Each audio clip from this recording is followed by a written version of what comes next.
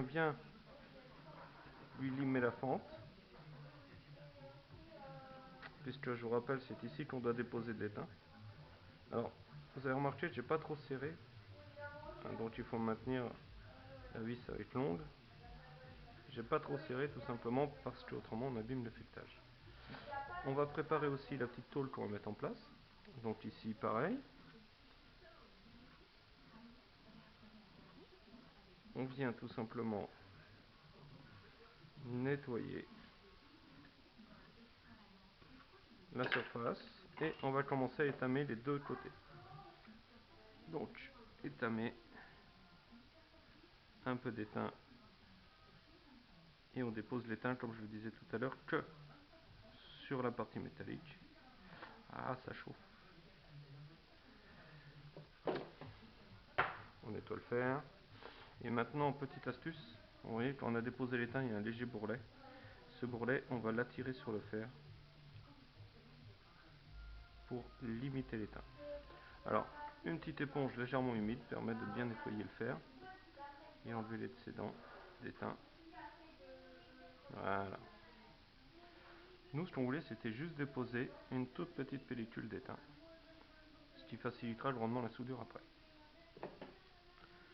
Ensuite, on vient déposer ici. Pareil, alors comme je disais, hein, on ne dépose pas l'étain sur le fer. On chauffe juste à temps que l'étain fonde sur la pièce.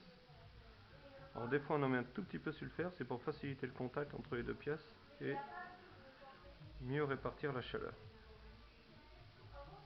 Voilà, ça y est, c'est fait. Maintenant on va pouvoir... Alors là j'ai beurré un peu trop la tête de vis, mais on aura ça après. On reprend ici, on chauffe.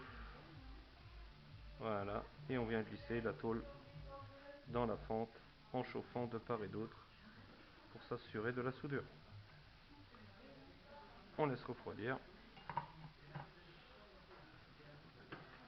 Alors ici, comme tout à l'heure, hein, parce qu'on reprend cette étape de tout à l'heure, on voit que la tôle est vraiment très bien soudée. Ah, là il y a un léger manque. Alors là, il faut faire attention parce que dans ces cas-là, ouais,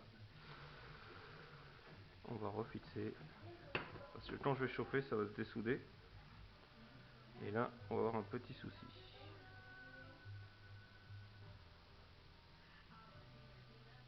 Voilà. Donc là, il faut surtout pas trop chauffer. Voilà, maintenant il n'y a plus de manque.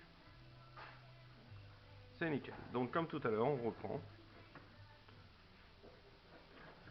On vient limer ici l'excédent pour venir appuyer sur la tête de vis.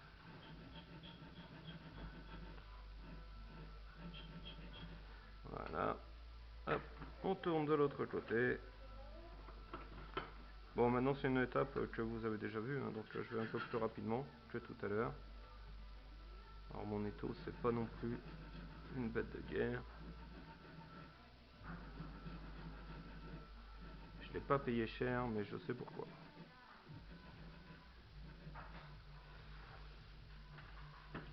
Voilà.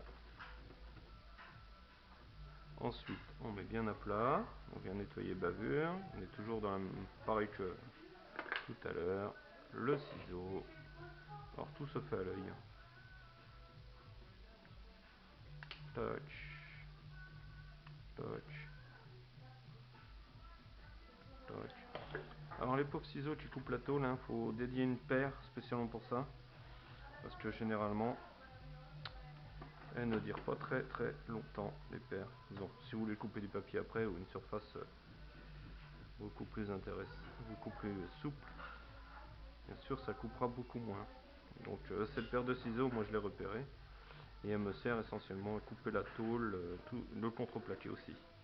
Je coupe beaucoup le contreplaqué, le petit de faible section au ciseau aussi.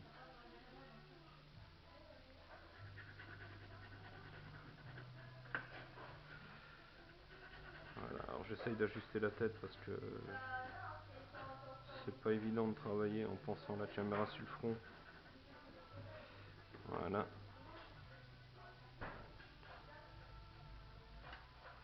Donc comme tout à l'heure, un petit repère blanc pour mieux visualiser ce qu'on fait. Voilà, c'est pas trop mal. On reste ici peut-être. une petite corne.